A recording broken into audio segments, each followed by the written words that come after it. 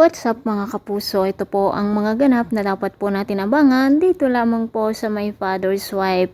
Mukhang paganda na nga po ito dahil sa pagdating ni Vivian na kung saan ay ang bagong karakter dito na ex-girlfriend noon at best friend pa ni Robert, at ito nga ang magiging kampi ni Gina mga kapuso.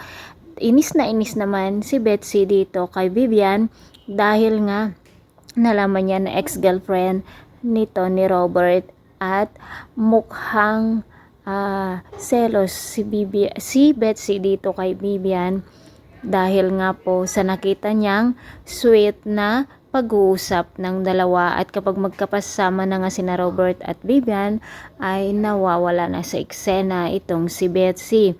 Sa unang pagkikita pa lang ni Betsy at Vivian, parang alam na ni Vivian na masama ang ugali ng asawa ng kanyang best friend, kung kaya't sinabi nga niya dito na sana ay mamahalin niya si Robert dahil nga napakabait at napaka-gentleman ang lalaki na kanyang napangasawa.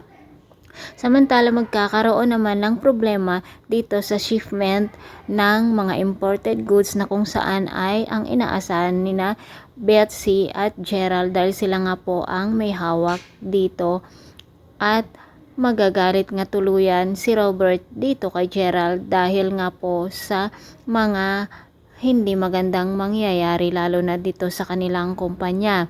Hindi pa rin nagkakabatian ang mag-asawa na sina Gerald at Gina mga kapuso. Sa pagdating ni Vivian, unti-unti nga kayang malalaman nila ang mga ginagawa na hindi maganda ni na Betsy at Gerald, lalo pat hindi na nga napigilan ni Gerald ang mapanuksong si Betsy. Abangan po natin ang mga kapanapanabik na ganap dito lamang po sa My Father's Wife. Maraming salamat.